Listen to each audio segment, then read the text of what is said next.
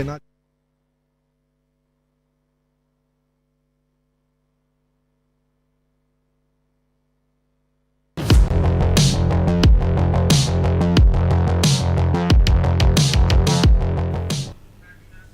SIR पर पदयात्रा खत्म, चुनाव में अब पता चलेगा दरअसल किसमें कितना दम।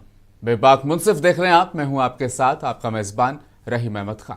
बिहार में पिछले 2 हफ्ते से राहुल गांधी और तेजस्वी यादव एक यात्रा लेकर चल रहे थे। बहाना बिहार में वोटर लिस्ट के स्पेशल इंटेंशन रिवीजन का था, लेकिन राहुल ने मुद्दे और राष्ट्रीय आयाम दिया और यात्रा में नया नारा उन्होंने गढ़ दिया, वोट चोर गद्दी छोड़।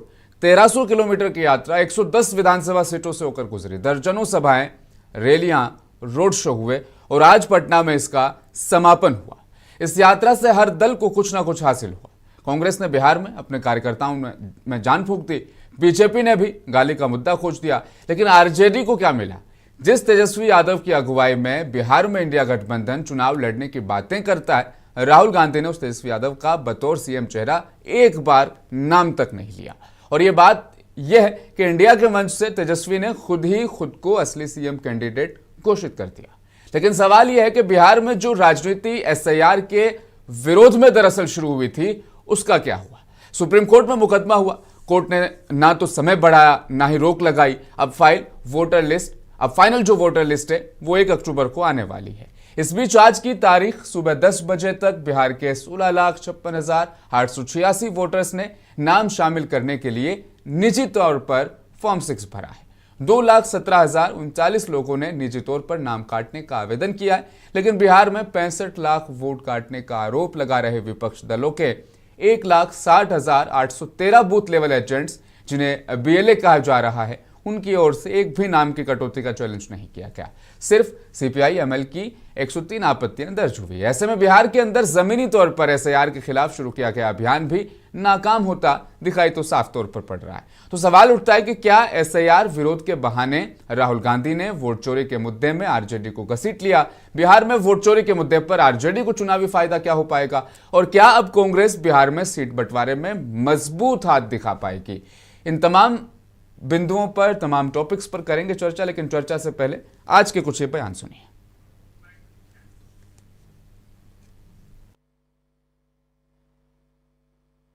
बीजेपी के लोग अच्छी तरह सुन लीजिए। भैया, एटम बम का नाम सुना आपने? सुना है एटम बम का नाम? उससे बड़ा क्या होता है? एटम बम से बड़ा हाइड्रोजन बम होता है। होता है नहीं होता है? माधवपुरा में हमने एटम बम दिखाया था। बीजेपी के लोगों, तैयार हो जाओ, हाइड्रोजन बम आ रहा है। हाइड्रोजन बम आ रहा है, तैयार हो जाइए। आपकी जो सच्चाई है, वोट चोरी की सच्चाई है, वो पूरे देश को पता लगने जा रही है। ये बिहार की धरती है, बिहार की धरती, और बिहार की धरती लोकतंत्र की जननी है। और ये कुछ भाजपाई लोग, कुछ नहीं, 2 भाजपाई लोग इलेक्शन कमीशन के साथ मिलकर के चाहते हैं इस लोकतंत्र की जननी से लोकतंत्र को ही खत्म कर दिया जाए। अब आप लोग बताओ, बिहार के लोग, क्या लोकतंत्र को खत्म होने देना है? क्या संविधान को खत्म होने देना है? नीतीश कुमार जी, वो एक जमाने में सोशलिस्ट की बात करते थे, सारे हिंदुस्तान में फिर के लोहिया का गुण गाते थे, जॉर्ज फर्नांडिस का गुण गाते थे, दूसरे नेताओं का गुण गाते थे। कहां गए वो? कहां सोशलिस्ट के विचार गए? अरे अब तो जाकर आपने बीजेपी के झोली में गिरे हैं, आरएसएस के झोली में गिरे हैं, और ये आरएसएस आपको वहीं फेंकेगी जहां कचरे को फेंकते हैं बीजेपी। तो एसआईआर के दौरान जो यात्रा का समापन हुआ है, अब इस यात्रा का क्या दम दरअसल नजर आएगा विधानसभा चुनाव में, उसी के परिप्रेक्ष्य आज की पूरी चर्चा में मेरे साथ शामिल हो चुके हैं किशोर कुणाल जी, spoke person Janata Dal United. Kishore Kumar ji, स्वागत आपका। निखिल कुमार कुछ ही देर में जुड़ेंगे, कांग्रेस पार्टी का पक्ष रखते नजर आएंगे। इस बीच चर्चा में हमारे साथ एक बड़ा चेहरा भी शामिल है। डॉक्टर विभय कुमार झा, आप नेशनल वाइस प्रेसिडेंट हैं, लोक जनशक्ति पार्टी के स्पोकपर्सन भी हैं। बहुत बहुत स्वागत आपका भी। और संतोष कुमार जी भी हमारे साथ एज ए सीनियर जर्नलिस्ट कुछ ही देर में चर्चा में जुड़ेंगे। चर्चा का आगाज विभय कुमार झा साहब आप ही से दरअसल मैं कर लेना चाहूंगा। 16 दिन की यात्रा 110 विधानसभाओं से गुजरी, कितनी जनसभाएं, और आज पटना के गांधी मैदान में जिस तरह का जनसैलाब भी उमड़ा, जाहिर तौर पर तस्वीरें आप देख भी पा रहे हैं। अब मैं असल में यह समझना चाह रहा हूं, चुनाव आयोग को लेकर सुप्रीम कोर्ट जो मामला SIR को लेकर सुन रहा है, उसमें कुछ बातें चुनाव आयोग की मानी जाती है, कुछ बातें विपक्ष की भी जो है वहां पर शामिल पॉइंट आउट नजर हमें आती भी। अगली सुनवाई वैसे 8 सितंबर को होगी, लेकिन ऐसे में चुनाव आयोग का मामला सुप्रीम कोर्ट में चल रहा है और बिहार में सड़कों पर यह यात्रा। अब दोनों चीजों को जब मैं शामिल करता हूं तो समझ में आता है कि यह मुद्दा शायद बिहार की अवाम को हिट नहीं करेगा। आपका नजरिया क्या है इस पर? देखिए, कहीं ना कहीं इनको मुद्दा से ये लोग टक रहे हैं। कहीं ना कहीं राहुल गांधी को लगता है कि ये लोग हमारे को सीट न कम दे दे, उसी वजह से लगातार ये इस तरीके से प्रेशर बना रहे हैं उसको, ताकि लगातार वो कह रहे हैं कि मुख्यमंत्री का जो कैंडिडेट है उसके बारे में भी वो लोग नहीं, मतलब वो चुप्पी साध रहे हैं राहुल गांधी। तो कहीं ना कहीं ये चाहते हैं कि इससे थोड़ा सा प्रेशर बना रहेगा, क्योंकि अब पूरे बिहार में ये हल्ला है कि 10 से 15 से ज्यादा की सीट नहीं मिलने वाली इनको, कांग्रेस पार्टी को। 243 की यहाँ असेंबली है, तो 10 से 15 सीट से ऊपर इनको नहीं मिलेगी। इसी वजह से कहीं ना कहीं ये प्रेशर कर रहे थे। जहां तक आपने SIR की बात की, तो लगातार ये लोग, इन लोगों के पास कोई मुद्दा नहीं है। महागठबंधन बिल्कुल समझ चुका है कि यहाँ हार बिल्कुल निश्चित है। 4 टर्म से लगातार वहां सुशासन बाबू की सरकार है, बीजेपी JDU की गठबंधन की सरकार है। इस बार 5 दल जो है NDA में शामिल है। इसमें हमारी पार्टी लोक जनशक्ति पार्टी रामविलास भी उसमें है, और कुशवाहा जी की पार्टी है, और मांझी जी की पार्टी है, और बीजेपी JDU तो है ही। तो कहीं ना कहीं ये लोग बहुत हताश निराश हो चुके हैं कि अब हम लोगों की सरकार नहीं बनने वाली। तो ये लोग कोई ना कोई मुद्दा ये लोग लगातार उठा रहे हैं।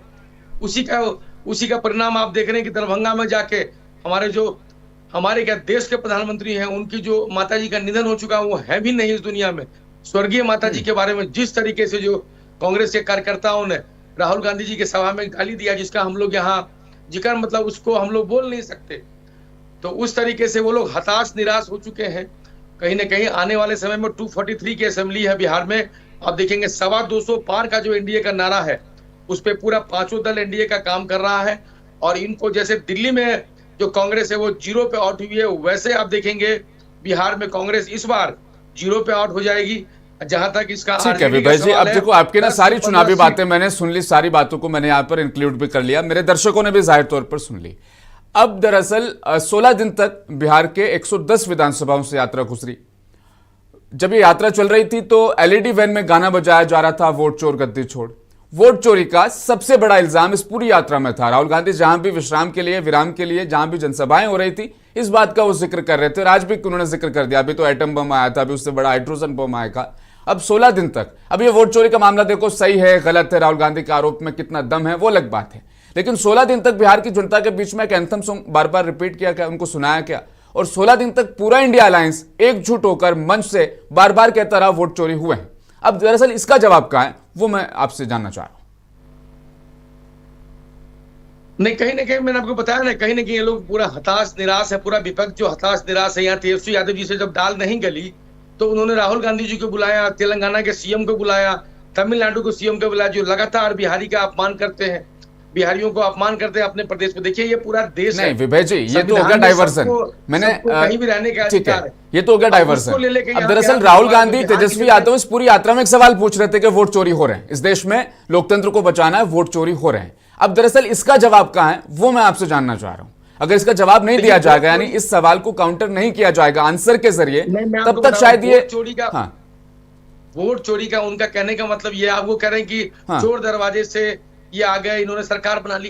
भाई ये लोकतंत्र है, लोकतांत्रिक प्रक्रिया है इस देश में। एक एक वोट से यहाँ MLA बनते हैं, एक एक वोट से MP बनते हैं, एक एक वोट से मुख्यमंत्री बने हैं, एक एक वोट से वहां प्रधानमंत्री बने हैं। तो वोट चोरी का मतलब क्या है? ये हताश हो चुके हैं पूरी तरीके से। आप बात समझिए, इनके पास कोई मुद्दा नहीं है। SIR चुनाव आयोग का एक प्रक्रिया है जो हर 5 साल पे 10 साल पे लगातार वो लोग उसको करते हैं। अब देखिए बिहार में बहुत सारे घुसपैठिए उसमें आ गए हैं, बहुत सारे बांग्लादेशी उसमें आ गए हैं, तो उसको तो हटाना जरूरी है ना। जो बिहार की जनता वोट करेगी ना, इस वजह से वो लोग चोर चोर चोर बोल रहे हैं।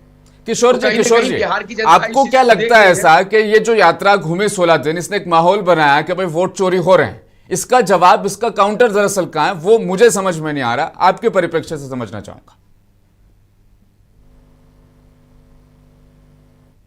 जैसे अनम्यूट शब्दों कीजिएगा। का याद कर रहा है, हाँ हाँ। वोट चोरी जैसे शब्दों का याद कर रहा है, ये बिल्कुल तथ्यहीन और बेसलेस चीजें, कैसे? आधारहीन चीजें हैं। कैसे हैं, मैं बिल्कुल स्पष्ट कर दूं। देखिए, वोटर्स में इन्फ्लेशन एक वर्ड है। इन्फ्लेशन का मतलब होता है कि वास्तविक वोटर की संख्या और माइग्रेटेड, डुप्लीकेटेड या परमानेंटली शिफ्टेड लोगों की संख्या। अगर बिहार के परिप्रेक्ष्य में देखेंगे तो ये इन्फ्लेशन तकरीबन 6.5% का था। यानी 6.5% ऐसे वोटर्स थे जो या तो डेड हो चुके थे, जिनका नाम प्रविष्टि से हटाया नहीं गया था। कुछ ऐसे लोग थे जो परमानेंटली शिफ्ट हो चुके थे अन्य राज्य में, वहां का वोटर लिस्ट में नाम आ गया था उनका। या कुछ ऐसे लोग थे जिनका डबल नाम बिहार के ही अंदर था, अलग अलग जगह। और इनको हटाने की प्रक्रिया के लिए ही एसआईआर कराया गया, और एसआईआर कराने का बाकी अन्य प्रक्रियाओं से इन चीजों को इतने माइक्रो लेवल पे करा पाना संभव नहीं था। और ये रिसर्च में आया, ये स्टडी में आया, ये फाइंडिंग्स में आया, ये इन्फ्लेशन बहुत अधिक है, और ये इतना इन्फ्लेशन कहीं कहीं हमारे लोकतंत्र को कमजोर करेगा। दूसरी बात, जो नंबर ऑफ वोटिंग परसेंटेज की बात करें तो देखेंगे आपकी वोटिंग परसेंटेज हमेशा से नीचे रहा है। कहीं कहीं देखा जाता है कि हमारे वोटर्स उदासीन हैं, लेकिन जहां पे 6.5% ऐसे वोटर्स हों जो फिजिकली है ही नहीं, सिर्फ डॉक्यूमेंट पे है, तो क्या उन्हें साफ नहीं किया जाना चाहिए? क्या उनके नाम को अलग नहीं किया जाना चाहिए? और अगर ये किया जा रहा है तो इसमें इतना हैतोवा मचाने की जरूरत नहीं थी। किशोर जी, यहाँ पे काउंटर है, मैं थोड़ा सा रोकूंगा, आपको इंटरप्ट करूंगा। एसआईआर हुआ है अगस्त में, ठीक है, जुलाई अगस्त का वो महीना जब एसआईआर वहां पर चलता है और एसआईआर की प्रक्रिया होती है। 25 जनवरी 2025 को भी चुनाव आयोग एक लिस्ट जारी करता है। मैं दरअसल ये समझ नहीं पा रहा हूं, कंफ्यूज हूं बहुत ज्यादा कि ये जो 65 लाख लोग थे, बिल्कुल बिल्कुल, हाँ, ये 25 जनवरी के बाद वाली लिस्ट से अचानक इतना बड़ा आंकड़ा कैसे आया? मैं स्पष्ट कर रहा हूँ। देखिए, जो एसएसआर होता है और एसआईआर होता है, दोनों में डिफरेंसेस है। माइक्रो लेवल पे और री एग्जामिन का मौका नहीं होता है एसएसआर में। यानी रूटीन वे में जो भी जब रिविजन्स होते हैं, उसमें आप इस लेवल पे किसी को हटा नहीं सकते हैं या किसी को जोड़ नहीं सकते हैं। ये एक प्रक्रिया है, और ये प्रक्रिया हमेशा से चलता आया है। मैं आता हूँ इस मुद्दे पे, मैं बिल्कुल आपकी बातों से सहमत हूँ कि जनवरी से अगस्त के बीच में इतना बड़ा फिगर का डिफरेंसेस क्यों आया है। मैं इस बात का काउंटर दे सकता हूँ, और काउंटर यही है कि जनवरी में सिस्टमैटिक इंटेंसिव रिवीजन नहीं किया गया। यानी एसआईआर जो हुआ है ये बिल्कुल त्रुटिपूर्ण है, खामियों से मतलब बिल्कुल पाकीज़ा है, बिल्कुल पाक है। फिर बोधगया के निदानी गांव में एक ही घर में 917 वोटर कहां से आए किशोर जी? बिल्कुल, मैं इसको स्पष्ट कर दूं। देखिए, ये जो घर का जो नंबर आता है वो ग्रामीण इलाके में आप जाएंगे, मैं तो गांव से बिलोंग करता हूँ, तो ग्रामीण इलाके में वो एक घर का नंबर नहीं होता है। लेकिन चुनाव आयोग वाला जवाब दे दिया आपने मुझे बिल्कुल एकदम। नहीं, मैं आधार कार्ड में तो सबका अलग अलग एड्रेस होगा ना। आधार कार्ड में सबके मकान नंबर 6 लिखा हुआ है। बोधगया बूथ नंबर 161, मकान नंबर 6, 917 लोगों का आधार कार्ड में सेम एड्रेस है। बिल्कुल जी, आधार कार्ड में कहीं पे भी मकान नंबर नहीं होता है, और मैं भी ग्रामीण परिवेश से आता हूँ, तो ये बिल्कुल स्पष्ट है। जैसे मुझे अपने घर का नंबर नहीं पता है। अरे किशोर जी, आपके आधार कार्ड में और आपके घर में आसपास जितने भी लोग हैं सबका सेम एड्रेस है क्या? नहीं, वहाँ वार्ड नंबर से तय हो जाता है। वार्ड नंबर हो गया, या फिर वार्ड नंबर से तय हो जाता है कि मैं इस वार्ड का निवासी हूँ, मेरा ये नाम है, यही काफी होता है यहाँ के लिए। वो तस्वीर देखी किशोर जी आपने मकान नंबर 6 की? नहीं, मैं उस तस्वीर को नहीं देखा। निदानी गांव में जो मकान नंबर 6 है जिसमें 917 लोग रजिस्टर्ड है, वो खंडर है, वहां कोई नहीं रहता है 20-25 साल से। ये है दरअसल। देखिए, सबसे इम्पोर्टेंट, अब ऐसे में मुझे डाउट हो रहा है कि बीएलओ कैसे वहां घर में गया, 917 लोगों से उसने बातचीत की और एक जगह मैं इसको स्पष्ट कर दे रहा हूँ। मेरा बिल्कुल इरादा नहीं है कि मैं चुनाव आयोग की तरफ से आपसे बात कर रहा हूँ। मेरा इरादा है जदयू की तरफ से, और मैं एक प्रैक्टिकल अप्रोच रखता हूँ। प्रैक्टिकल अप्रोच ये होता है कि क्या 917 लोगों की नाम आप बता रहे हैं, 917 लोग, तो क्या बीएलओ ने या किसी राजनीतिक दल ने, जो दल एसआईआर का विरोध कर रहे हैं, उन लोगों ने क्या ये साबित करने का प्रयास किया कि जो 917 लोग हैं या तो फेक हैं, या डुप्लीकेट हैं, या हैं ही नहीं, इमेजिनरी हैं, वर्चुअल है? निखिल इस पर जवाब, निखिल जवाब इस पर। सोशल मीडिया पर आप माहौल बनाएंगे, सड़कों पर माहौल बनाएंगे, लेकिन आप चुनाव आयोग में कोई याचिका दायर नहीं करेंगे किसी भी तरह की। कांग्रेस पार्टी 0, 1 भी याचिका आपने दायर नहीं की। सर, याचिका दायर करने के संबंध में आपको पता है कि बीएलए उसको सबमिट नहीं कर सकते। पब्लिक जो जिनका नाम कटा है वही सबमिट कर सकते हैं। ये एक फैक्चुअल चीज है, इसको आप करेक्ट कर लीजिए, क्योंकि बीएलए को उसमें कहीं ऑप्शन नहीं है कि वो जाके 150 लोगों को, उनको कोई पावती भी नहीं मिलनी है उसकी। तो डायरेक्ट जो है पब्लिक खुद ही जाएगी, और पब्लिक इस चीज के लिए जो है परेशान है।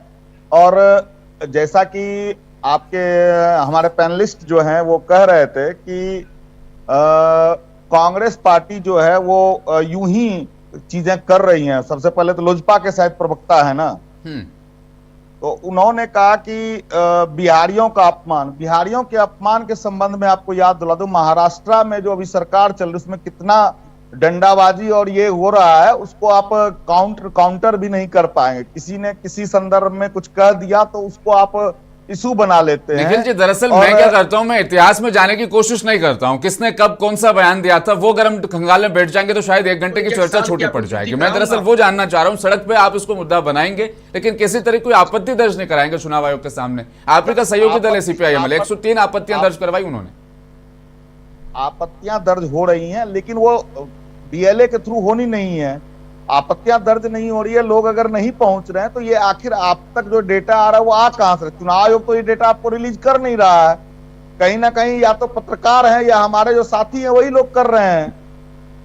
तो इस पे सवाल उठने का बात यहाँ पर क्या है कि हम लोग असली मुद्दे से भागकर हम लोग चले आते हैं कि हम क्या कर रहे हैं। ये काम चुनाव आयोग का है। चुनाव आयोग जो है वो कहीं ना कहीं ये समय की बाध्यता करके, और समय मतलब होता है ना कि एक समय होता है कि इसके लिए हमको 6 महीना चाहिए, 5 महीना चाहिए, तुरंत अर्जेंट बेसिस पे इनको करने की जरूरत क्या थी। और जब याद होगा निखिल जी, दरअसल मुझे ये समझ में आ रहा है कि जांच वांच से आपका भी कोई लेना देना नहीं है, बस आप इसको एक मुद्दा बनाए रखना चाहते हैं। ये असल में पूरा लॉजिक जो है यहाँ पे समझ में आ रहा है। जांच से मैंने कहा ना कि आप बीएलए जाके सबमिट नहीं कर सकता, करेगी जो भी करेगी वो नहीं। आज दरअसल राहुल गांधी कह रहे थे कि एटम बम मैंने फोड़ दिया है, अब इससे भी ज्यादा ताकतवर वाला बम जो हाइड्रोजन वो दरअसल मैं फोड़ने वाला हूं। अब वो फूट भी जाएगा लेकिन उसके बाद होगा क्या? चुनाव आयोग मांगेगा एफिडेविट, वो आप देंगे नहीं, है ना? चुनाव आयोग अपनी चोरी का कोई जो चोरी कर रहा है, चोर अपने आप को चोर तो मानेगा नहीं। तो जनता इस बात को तय करेगी, इसलिए हम लोग हैं जनता के बीच में। जनता के बीच में हम इसीलिए गए। आपने देखा होगा कि जगह जगह पर लोग जो आ रहे हैं वो क्यों आ रहे हैं? टाइम पास करने का टाइम तो है नहीं लोगों के पास, टाइम पास करने नहीं आ रहे हैं। वो आए हैं क्योंकि उनको उस मुद्दे से सहमति है, असहमति दर्शाने के लिए तो नहीं आ रहे हैं ना वो लोग। आप कह रहे हैं निखिल जी लोग आ रहे हैं, लोग तो कह रहे हैं 500 रुपए मिल रहे हैं इसलिए हम भी जा रहे हैं, मतलब तमाम चीजें हैं वो सामने अब इसी तरीके से आएंगे। मेरे पास तो ऐसी जानकारी नहीं है सर। मैं पूरे यात्रा में डे 1 से आखिरी दिन तक रहा हूं और किसी को 500 रुपया देके सोशल मीडिया पर सारण से एक वीडियो वायरल हुआ था। सारण में कुछ लोग जो यात्रा में शामिल थे वो कह रहे थे हम 500 रुपए के लिए आए। लोग अगर ऐसे होंगे तो हम नहीं कह सकते हैं उसके बारे में। संतोष जी भी जुड़ गए हमारे साथ, वरिष्ठ पत्रकार। बहुत बहुत स्वागत संतोष जी आपका। आज दरअसल मंच जो सजा हुआ था इंडिया अलायंस का पटना में, वहां पर बहुत नपीतुली बातें सभी साइड से कही गई। राहुल गांधी नेशनल मुद्दा वोट चोरी के खिलाफ जमकर बोल रहे थे, लोकल मुद्दे उठाने शुरू कर दिए तेजस्वी यादव ने। उन्होंने पलायन पर, बेरोजगारी पर, मैनिफेस्टो को लेकर भी उन्होंने बातें गिनाई। सीएम हेमंत सोरेन को अलग से बुलाया गया, उन्होंने एक अलग से एक राग अलापा, जिस तरह से वोट चोरी हो रहा है वो कहानी को समझाने की उन्होंने कोशिश की। दरअसल पूरी सोची समझी स्ट्रेटेजिक से इस वक्त इंडिया अलायंस आगे बढ़ रहे हैं बिहार में। देखिए, यात्रा जो हुई है 16 दिनों की, तो इससे कांग्रेस पार्टी हो या इंडिया गठबंधन को काफी फायदा मिलने की संभावना है। 2 महीने पहले, चुनाव से 2 महीने पहले ही देखा जाए तो बिहार में पूरा चुनाव का माहौल बन गया है। चुनावी मोड में बिहार आ गया है। गांव गांव में वोट की चर्चा हो रही है, वोट चोरी की चर्चा हो रही है। कोई गांव ऐसा नहीं है जहां 25, 50, 100 लोगों का नाम नहीं कटा हो। कोई बूथ ऐसा नहीं है जहां 100 लोगों का नाम नहीं कटा हो। कोई ऐसा नहीं कोई भी बूथ ऐसा नहीं है जहां 50 लोगों का नाम डबल नहीं है। तो इसको लेकर के जो राहुल गांधी और तेजस्वी यादव ने जो मुद्दा उठाया था वोट चोरी का और वोट से नाम काटने का, वोट के अधिकार से वंचित करने का जो मुद्दा उन्होंने उठाया था, तो वो अब सही प्रतीत हो रहा है। लोगों को अब लग रहा है कि सही राहुल गांधी और तेजस्वी यादव ने सही मुद्दा उठाया था कि लोगों का वोट चोरी किया जा रहा है। बाबा साहब भीमराव अम्बेडकर ने जो वोट का अधिकार दिया था उससे वंचित करने की साजिश हो रही है। तो कहीं ना कहीं उस साजिश का पर्दाफाश हुआ है, लोगों में एक भरोसा जगा है कि भाई तेजस्वी यादव और राहुल गांधी की जोड़ी एक जागरूकता अभियान चला रही है। यह काम चुनाव आयोग को करना था, जागरूकता अभियान, कि भाई लोग अपना वोटर लिस्ट में नाम जुड़वाए, किस प्रकार से लोग जागरूक किया जाए। तो चुनाव आयोग ने तो चोरी चोरी चुपके बस 3 महीना में फटाफट किया कि भाई वोटर सर्वे हो रहा है, मतलब कागजी सर्वे पूरा किया गया, मतलब एक आदमी ही सारे फॉर्म पर साइन किया गया। मुझे लगता है कि 90% जगहों पर लोग नहीं गए बीए लोग, और जिसका परिणाम हुआ कि 65 लाख वोटरों का नाम काट दिया गया, जो जिंदा है उन्हें मृत घोषित कर दिया गया। यही 65 लाख नहीं, इसके अलावे कम से कम 50 लाख लोग ऐसे होंगे, 50 लाख से 1 करोड़, जिनका कि नाम 2 जगह का है, 2 जगह पे है। तो कहीं देखा जाए तो बहुत ज्यादा लोगों का नाम काटा गया है, और कहीं ना कहीं इस मामले में अगर लोग एकजुट हुए, अभियान चलाया, पहली बार बिहार में राहुल गांधी इतने दिनों तक लगातार बिहार में रहे, यात्रा किया, मोटरसाइकिल से लोगों को गांव गांव गए। तो गांव में आप देख रहे होंगे कि पहले कांग्रेस के प्रति लोगों में रुझान नहीं था, नीरस भाव था, लेकिन इस बार जहां राहुल गांधी और तेजस्वी की यात्रा गई तो लोगों का हुजूम उनके स्वागत में खड़ा रहा, और गांव गांव में अब चर्चा हो गई है। हर कोई भी फोन आता है तो अब कहता है कि सही में गड़बड़ है जी, देखो ना इसका मेरा भी नाम कट गया। तो राहुल गांधी की बातों पर अब लोगों को भरोसा हुआ है, तेजस्वी यादव की बातों पर लोगों को भरोसा हुआ है। जो वोट चोरी और वोट काटने का आरोप लगाया गया है, उसको सही मायने में लोग मान रहे हैं कि सही है। और गांधी मैदान में आज साबित हुआ भाई कि गांधी मैदान में लोग पहुंचे, और गांधी मैदान से मंच से आह्वान किया गया भाई कि वोट चोरी रोका जाएगा, और सही मायने में अब लोग जागरूक हो रहे हैं, और अपने मत के लिए, अपने वोटर के लिए लोग चुनाव आयोग के चक्कर लगा रहे हैं। लेकिन अभी देखना, इसके बावजूद आप जान लीजिए, नहीं भी तो अभी भी लाखों लोगों के नाम वोटर लिस्ट से कटे ही रहेंगे। ये तो संतोष जी जाहिर तौर पर जिस दिन वोट डाले जाएंगे, मैं खुद इस बात की गवाही दे सकता हूं कि जिस दिन वोट पड़ेंगे उस वक्त जब मैं लाइव खबरें पढ़ रहा हूंगा, ऐसी दर्जनों बल्कि सैकड़ों बल्कि हजारों ऐसे वीडियोस और खबरें मेरे सामने ऐसी आएंगी जहां पर लोग कहेंगे कि मैंने 2024 लोकसभा का चुनाव में वोट किया था, लेकिन विधानसभा चुनाव में मेरा नाम नहीं। और ऐसा होगा जाहिर तौर पर, उस दिन का हम इंतजार भी करेंगे। वक्त फिलहाल छोटे से ब्रेक का, ब्रेक के बाद जल्द लौट कर आएंगे।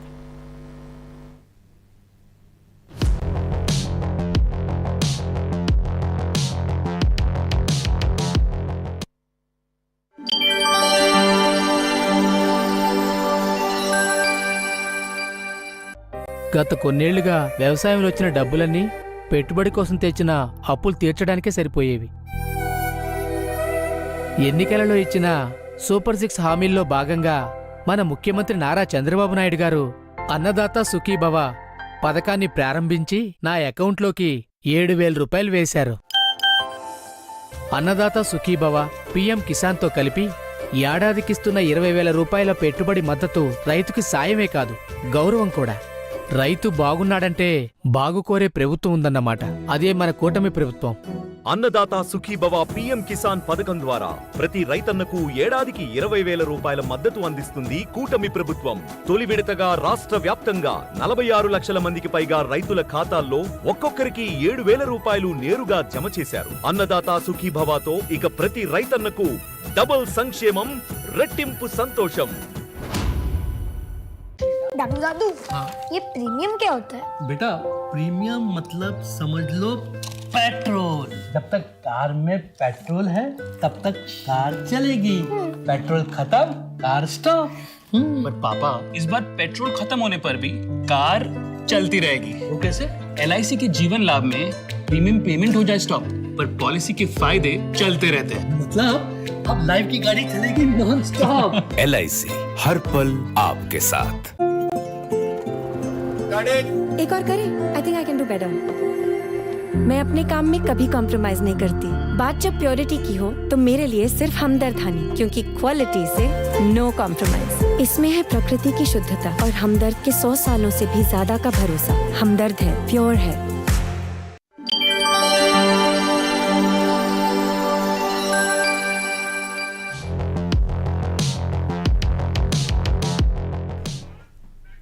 ब्रेक के बाद एक बार फिर से आप सभी का स्वागत है। चर्चा में बढ़ेंगे आगे। विभय जी का रुख में सीधा कर लेना चाहूंगा। विभय जी, दरअसल बात वापस घूम फिर कर वहीं पहुंच गई।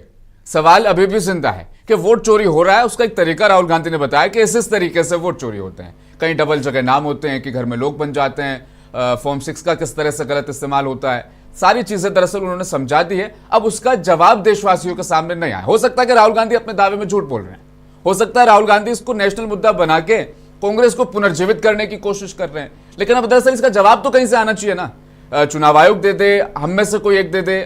अब मसला दरअसल यही वाला है। इसी का जिक्र संतोष जी कर रहे थे कि वो हवा फैल चुकी है बिहार में, अब लोग एक्टिव हो चुके हैं, जागरूक हो चुके हैं, वो अपना नाम ढूंढना शुरू कर चुके हैं। अब ऐसे में ये मुद्दा सिर्फ हवा हवाई तो नहीं रहा।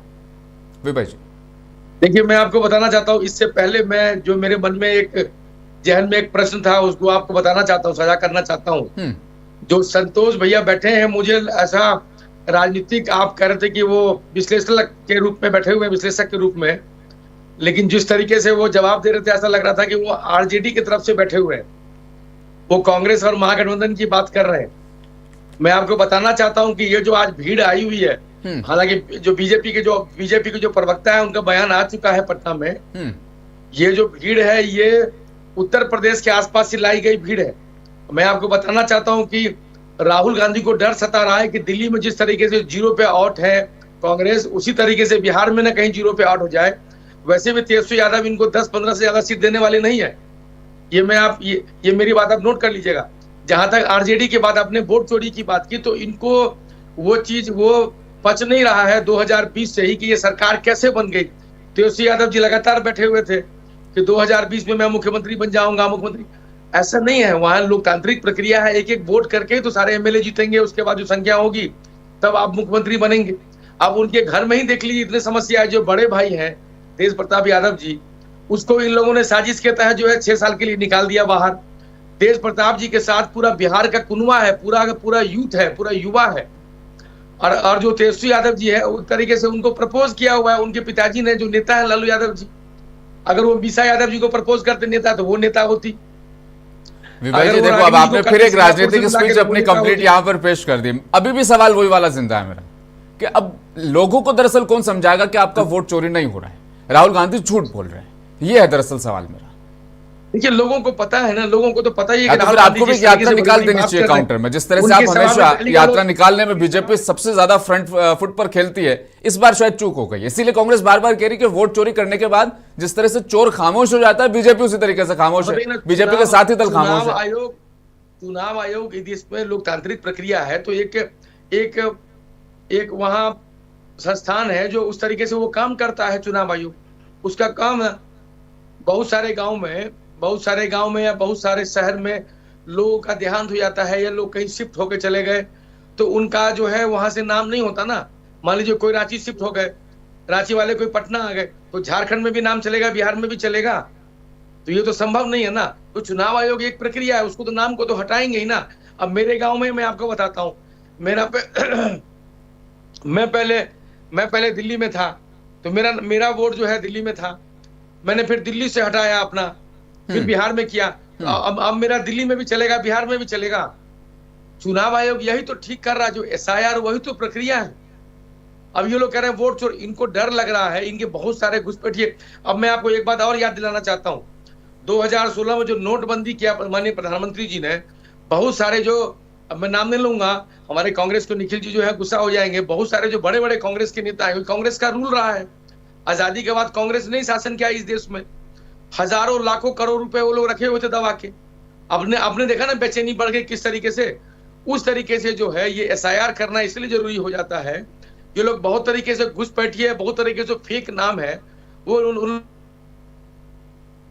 देखिए, चुनाव जैसे जैसे करीब आता है, एक जो बड़ा राजनीतिक दल है, बड़ा जो समूह है दरअसल अलायंस है, वो घुसपैठियों के जिक्र शुरू कर देता है। निखिल जी, फिर आपके पास मैं आऊंगा, आपका जवाब मुझे पहले से दरअसल पता है। आप कहेंगे साहब इनकी सरकार ये घुसपैठी आ कहां से रहे, है ना। अब वो सारी चीजें दरअसल एक दूसरे में फंसी हुई है। कितने एक छोटा सा सवाल जवाब आप ले लीजिएगा कि कितने घुसपैठिए निकले, इसकी संख्या तो जरूर होगी इनके पास, तो वो संख्या हमको अभी टीवी चैनल पे अभी बता दें। किशोर जी, आप इस बयान को मानते हैं घुसपैठिए हैं बिहार में?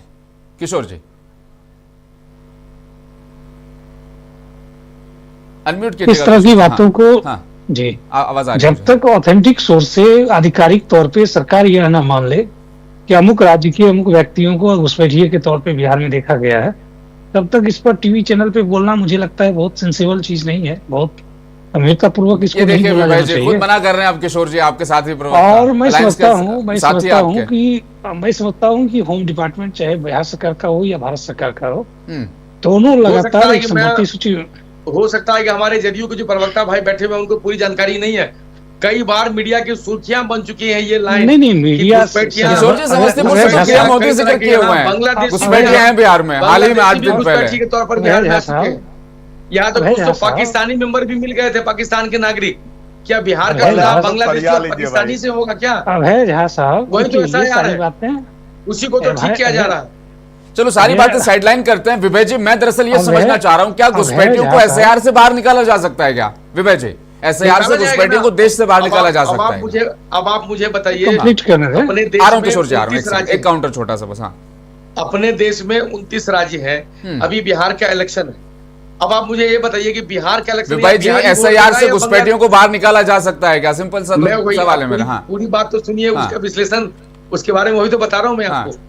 इस देश में 29 राज्य हैं, अभी बिहार इलेक्शन की बात चल रही है।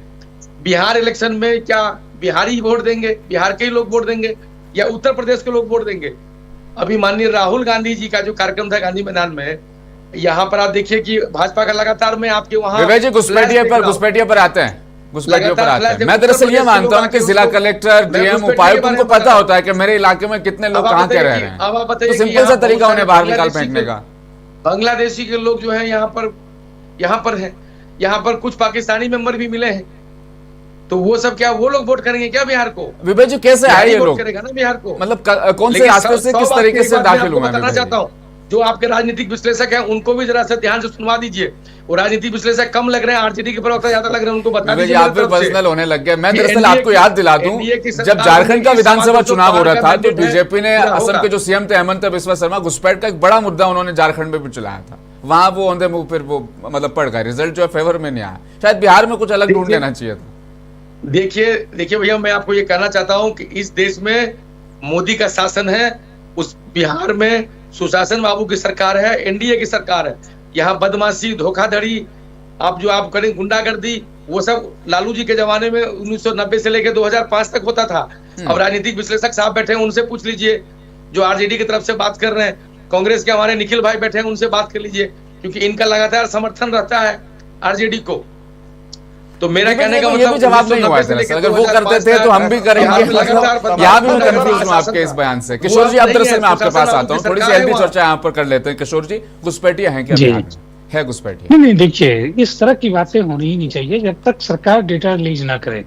सरकार नाम के साथ, पता के साथ ये ना बताए कि ये व्यक्ति घुसपैठिए के तौर पे पकड़ा गया है। और एक सिस्टम है देश के अंदर नागरिकता को प्रमाणित करने का, एक सिस्टम है। आपने देखा होगा कुछ दिन पहले अलग अलग राज्यों से अलग अलग नागरिक को अवैध घोषित किया गया, और अवैध घोषित करने का भी एक प्रक्रिया है। तो जहां तक मैं समझ पा रहा हूँ, बिहार में इस प्रकार के किसी अवैध नागरिक के होने का प्रमाण प्रशासन के द्वारा अभी तक जारी नहीं किया गया है।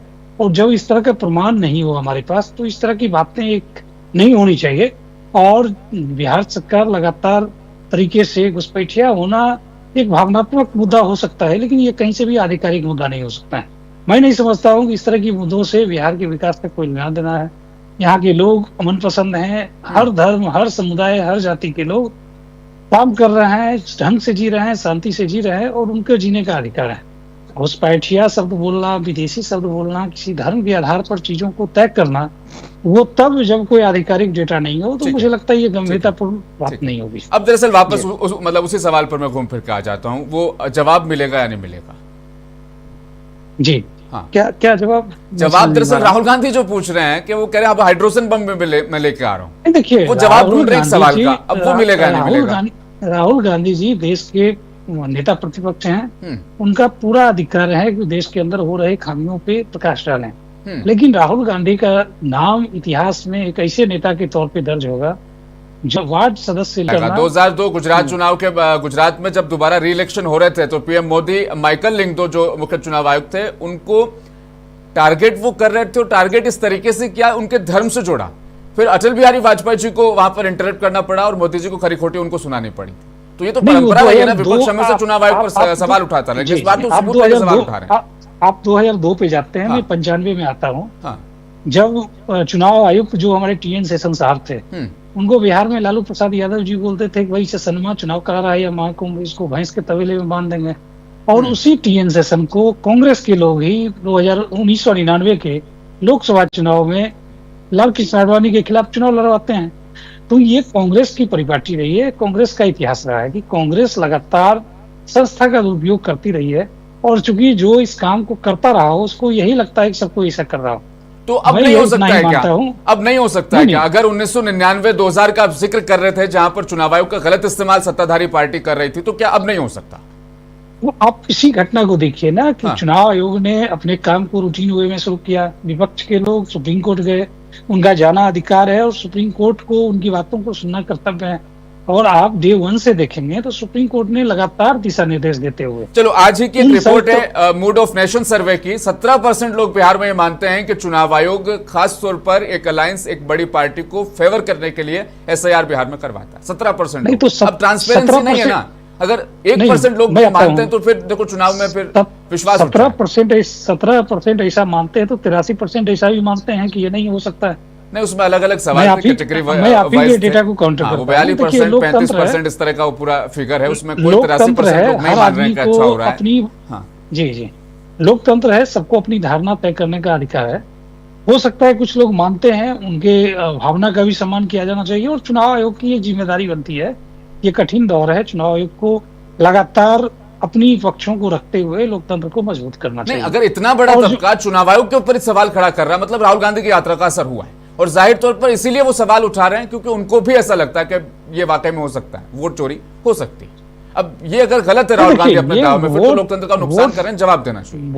वोट चोरी का कंसेप्चुअलाइजेशन ही गलत है। वोट चोरी नहीं, इसको ये कहा जा सकता था कि मतदाता सूची में हेरफेर। ठीक है निखिल जी, वोट से जोड़ा जा रहा है। बिल्कुल सही बात दरअसल किशोर जी ने कही है कि आप पूरे लोकतांत्रिक ढांचे को गलत नहीं कह सकते। आप तो कह रहे हैं कि बनारस में भी वोट चोरी हुई है। ठीक है, वोट चोरी लफ्ज का इस्तेमाल करना दरअसल गलत है। आप ये कह सकते हैं कि मतदाता सूची में हेरफेर है, जरूरी नहीं है कि जिसका हेरफेर हुआ उसने वोट अगर माधेपुरा सीट पर 1 लाख वोटर बड़े हुए हैं या गलत तरीके से ऐड हैं तो वो उन्होंने सिर्फ बीजेपी को वोट दिया, आप कैसे कह सकते हैं?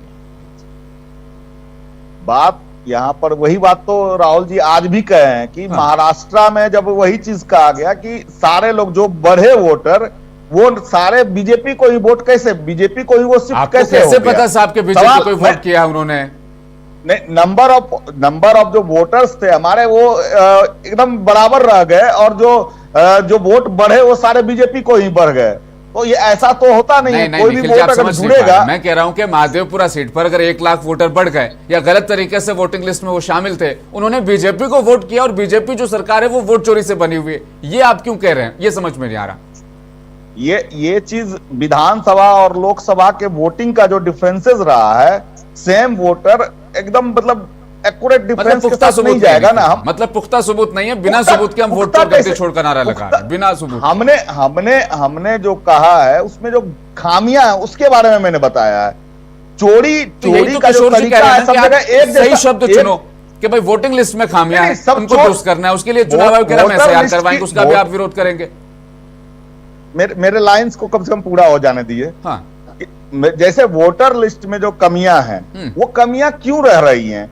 क्योंकि वो चोरी करने का एक जरिया है, उसके अलावा कहीं पर जोड़कर कहीं पर कम करके। जैसे आपको बता दूं, मैं जब शुरुआत में प्रतिपक्ष के नेता के साथ जब यहाँ पर प्रतिनिधिमंडल मिलने के लिए गया था तो कहा गया था कि 20% वोट हम काटेंगे।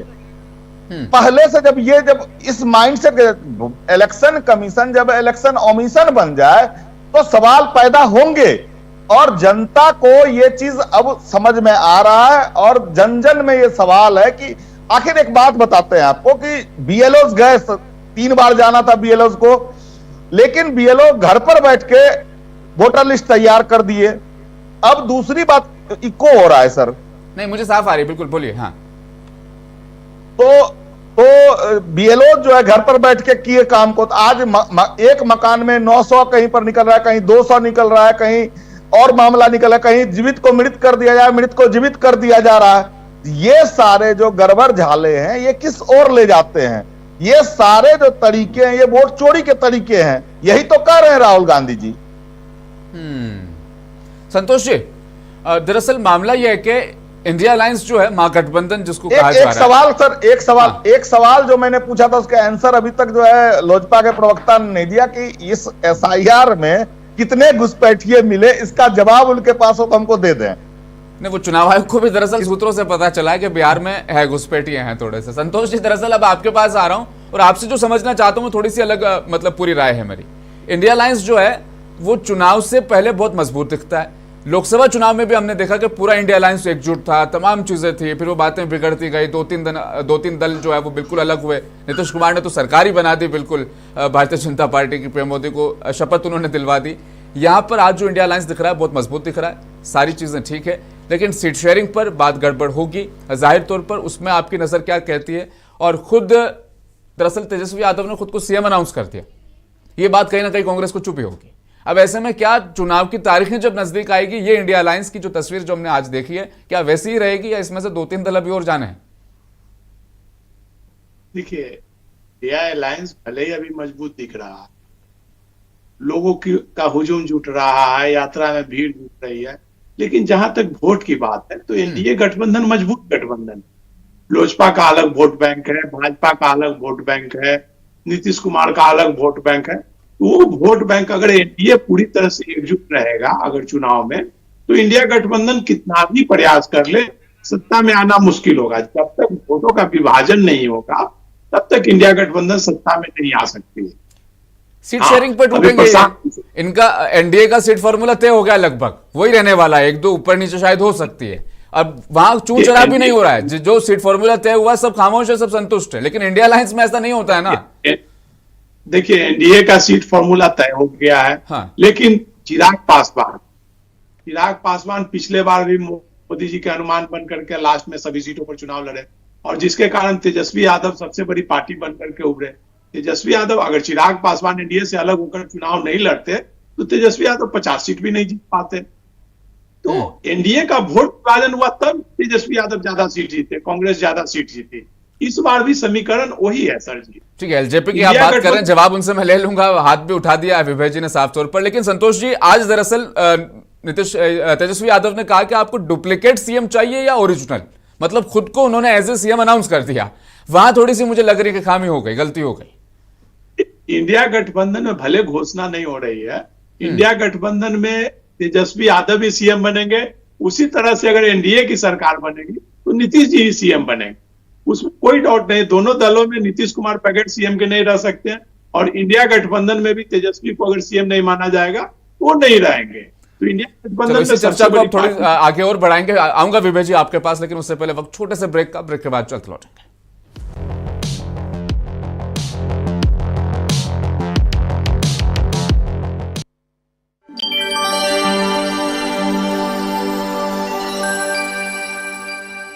నేను రోజు టౌన్కు వెళ్ళి పువ్వులమ్మొస్తుంటాను. రాను పోను ఖర్చులే ఎక్కువ అవుతుండటంతో చాలా ఇబ్బంది పడుతున్నాను. మా అమ్మ ఊళ్ళో ఉంటుంది. వారానికి ఒకసారి వెళ్ళి అమ్మని చూసి రావాలనుంటుంది. కానీ బస్ ఛార్జీలు ఖర్చు ఎక్కువ అవుతుందని నెలకో 2 నెలలకోసారి వెళ్ళి అమ్మని చూసొస్తూ ఉంటాను. ఎన్నికల్లో ఇచ్చిన సూపర్ 6 హామీల్లో భాగంగా స్త్రీ శక్తి పథకాన్ని ప్రారంభించింది కూటమి ప్రభుత్వం. శ్రీశక్తి పథకంతో మహిళలకిప్పుడు ఉచిత ఆర్టీసీ బస్సు ప్రయాణం ఇవ్వడంతో ఇప్పుడు వారానికి ఒకసారి అమ్మని కలుస్తున్నాను. ఎలాంటి ఖర్చు లేకుండా రోజు టౌన్కి వెళ్ళొస్తున్నాను. నా పని నేను చేసుకోగలుగుతున్నాను. ఇప్పుడు ఆంధ్రప్రదేశ్లో మహిళలందరూ రాష్ట్ర ప్రభుత్వం లేదా కేంద్ర ప్రభుత్వం జారీ చేసిన ఏదైనా గుర్తింపు కార్డు చూపించి ఆర్టీసీ బస్సుల్లో 0 టికెట్తో ఉచితంగా ప్రయాణించవచ్చు. స్త్రీ శక్తి పథకం ద్వారా ఉచిత ఆర్టీసీ బస్సు ప్రయాణంతో ప్రతి స్త్రీ తమ కలల గమ్యాన్ని చేరాలి, శక్తిగా మారాలి. Super 6 super hit, super 6 super hit. LIC पेश करता है जीवन लक्ष्य। पाएं जीवन बीमा आकर्षक मैच्योरिटी राशि के साथ एवं बीमित व्यक्ति के न रहने पर भविष्य में देय प्रीमियम भुगतान से माफी, सम एश्योर्ड के 10% का प्रतिवर्ष भुगतान पॉलिसी टर्म तक, और पॉलिसी की मैच्योरिटी पर सम एश्योर्ड एवं बोनस का भुगतान। बच्चों की शिक्षा एवं अन्य जरूरतों को पूरा करे। LIC का जीवन लक्ष्य। टाइम जब एक्सरसाइज का हो तो फिर आलस कैसा? हेल्थ और फिटनेस में नो कॉम्प्रोमाइज। बात जब प्योरिटी की हो तो मेरे लिए सिर्फ हमदर्द हनी, क्योंकि क्वालिटी से नो कॉम्प्रोमाइज। इसमें है प्रकृति की शुद्धता और हमदर्द के 100 सालों से भी ज्यादा का भरोसा। हमदर्द है, प्योर है। सरला, हाँ? ये लो 50,000 रुपए। अरे वाह जी, अब इसे जमा कर देंगे। सुना है दुगुना पैसा मिलेगा 1 साल में। हाँ, कंपनी के आदमी ने कहा है रिटर्न की पूरी गारंटी है। अच्छा? हाँ विशाल, पैसे का इंतजाम हो गया है, तुम कल आ जाना। सरला, सरला इधर आओ। क्या हुआ? ये देखो, जिस स्कीम में हम लोग पैसा डालने वाले थे वो तो फर्जी निकली। अजी, अगर कल हम जमा कर देते तो? बच गए सरला, मगर सोचो, जिनका सब कुछ चला गया उनका क्या? आपके लिए है बर्ड्स एक्ट 2019, जो रोकता है ऐसे झूठे जमा योजनाओं और आर्थिक अपराधों को। कोई भी निवेश करने से पहले उसकी अच्छे से जांच पड़ताल कर ले और सरकारी अनुमति प्राप्त संस्थाओं में ही निवेश करें। याद रखें, अनधिकृत जमा योजना चलाना एक अपराध है। ऐसी किसी भी योजना की जानकारी तुरंत पुलिस या 1930 पर दें।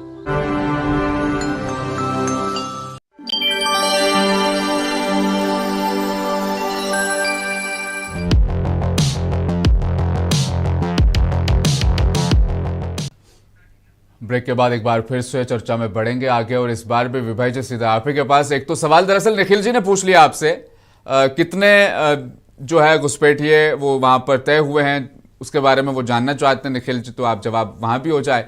और दूसरा, क्या एलजेपी 20 सीटों पर इत्तेफाक रख रही है जाहिर तौर पर? का जवाब देना चाहता हूं। जो उन्होंने कहा कि हो सकता है कि वो चुनाव लड़ ले, मैं बताना चाहता हूं कि 2020 का माहौल दूसरा था। हमारे नेता को ये देखना था, क्योंकि उनके पिताजी का देहांत हुआ था, स्वर्गीय रामविलास पासवान जी का, तो उनको ये चेक करना था कि आखिर हमारा संगठन कितना बड़ा है, क्या विस्तार है, कहाँ कहाँ पर हमारा संगठन है। तो उस वजह से क्या था, कोई बात बन नहीं पाई उस समय एनडीए से, इसलिए उन्होंने लगातार जो है चुनाव लड़ने का, अलग से चुनाव लड़ने का, अकेले चुनाव लड़ने का फैसला लिया। लेकिन इस बार ये बात सच्चाई है, ये पूरा देश जानता है, देश का मीडिया जानता है, देश का एक एक बच्चा, एक एक जनता को पता है कि अगर कोई मोदी का हनुमान इस देश में कोई अगर है तो हमारे नेता वो चिराग पासवान जी है। इस बार पूरा एनडीए सशक्त है। 243 के बिहार में विधानसभा के सदस्य हैं। 225 पार का जो नारा है वो हम लोग पूरा करने जा रहे हैं। और हमारे को बेशक मान ले के चलिए अभी 20 मिले, 30 मिले, 40 मिले, कुछ भी मिले, क्योंकि एक लोकसभा पे बिहार में 6 एमएलए होते हैं, तो हमारे 5 एमपी है, 56-30 तो हमारी वैसे बनती है, क्योंकि हम लोग 100। देखिए बात निकल गई, देखो सीट फॉर्मूले में 20 की बात हुई थी, 30 का तो जिक्र आपने कर दिया साफ तौर पर। अब ये बातें आगे बढ़ती बढ़ती आला हाईकमान पर शायद 50 तक ना पहुंच जाए। नहीं, मैं आपको बता रहा हूँ कि यहाँ एक लोकसभा पे 6 विधानसभा की सीटें हैं बिहार में, तो जब 6 विधानसभा की सीटें 6-5-30 तो हमारी वैसे बनती है, तो हम लोगों ने 30। अभी क्या है कि कुछ लोगों ने मतलब अभी कुछ एक आकलन तैयार हुआ कि 20 इसको दे देंगे, 101 को 100, लेकिन अभी फाइनल नहीं हुआ। हम लोग अभी फिर भी हम लोग डिमांड कर रहे हैं कि क्योंकि हम लोग 100% स्ट्राइक रेट के साथ आते हैं। आपको मैं बताना चाहता हूं कि एक हमारे को सीट मिली वहां झारखंड में, हम लोग 1 जिता लिए। हम लोग वहां 4-5 मांग रहे थे, अगर 5 देते हम लोग 5 जिता लेते। 1 दिया, 1 जिता लिए। यहाँ पे हमारे को लोकसभा में 5 सीटें दी, हमने 5 जिता लिए।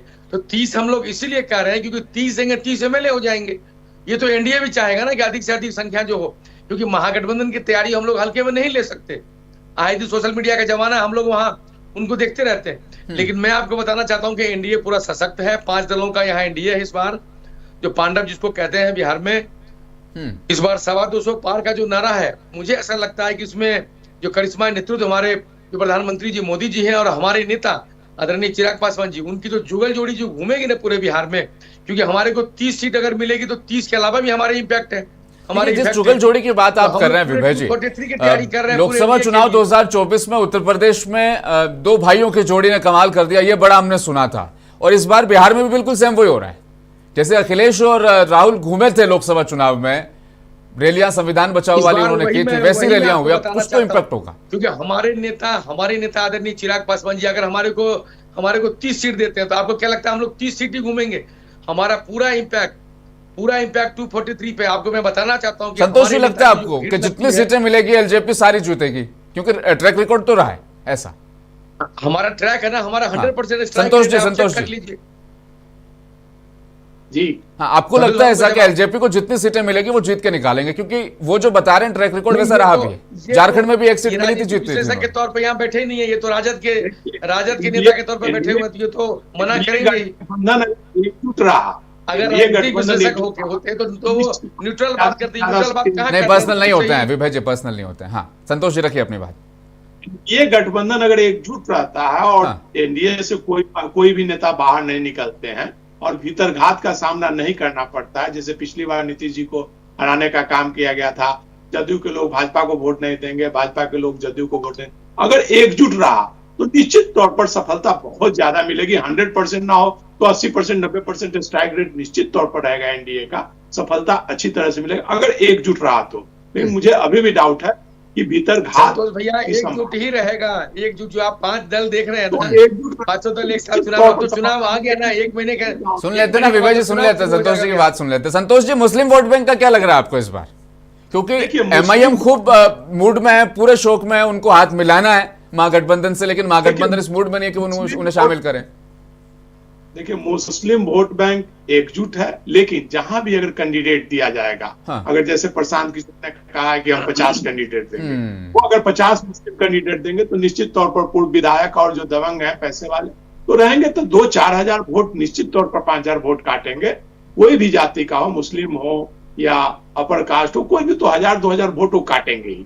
तो जो वोट काटेंगे वो इंडिया गठबंधन का काटेंगे निश्चित तौर पर। और प्रशांत किशोर जी एक फैक्टर बनते जा रहे हैं। प्रशांत किशोर अगर कैंडिडेट देंगे, ये बात आप ध्यान रखिए कि जहां जदयू का कैंडिडेट रहेगा वहां पर बिहार की जो स्थिति है, भाजपा के जो वोटर हैं वो प्रशांत किशोर को वोट देंगे, जदयू को वोट नहीं देंगे।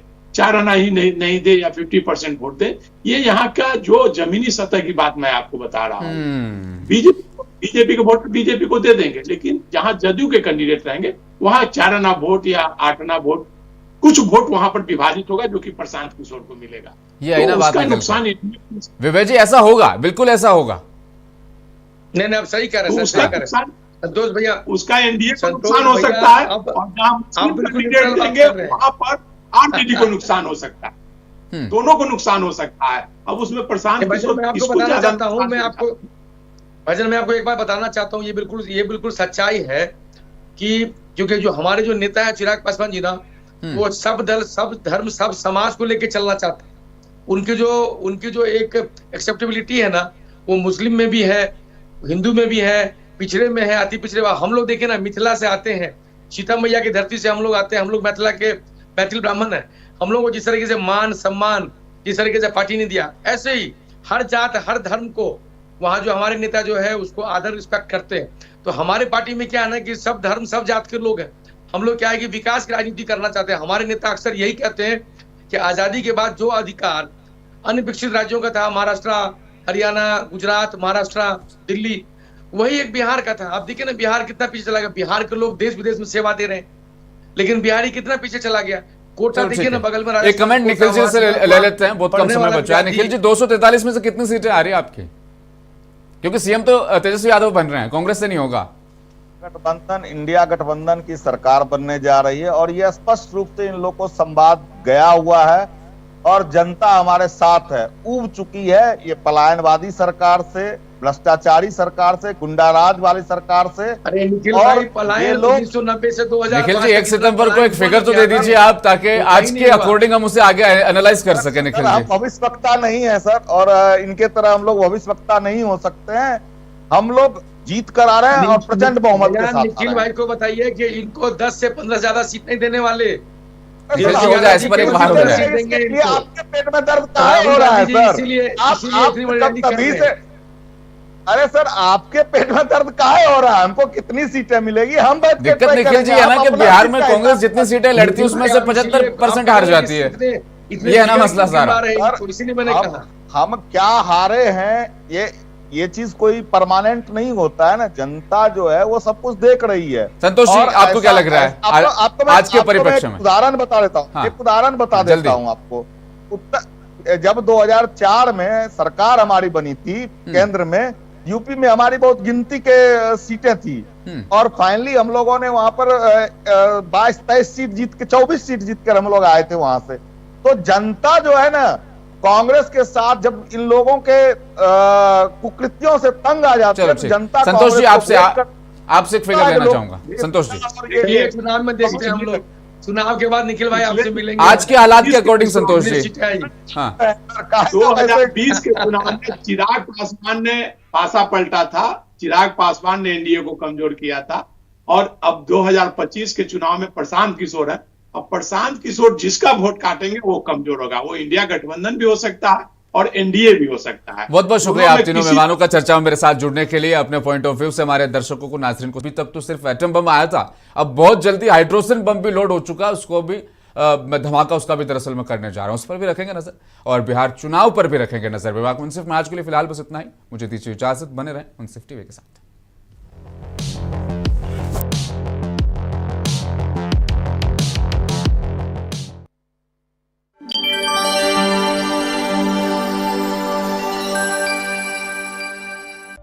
గత కొన్నేళ్లుగా వ్యవసాయంలో వచ్చిన డబ్బులన్నీ పెట్టుబడి కోసం తెచ్చిన అప్పులు తీర్చడానికే సరిపోయేవి.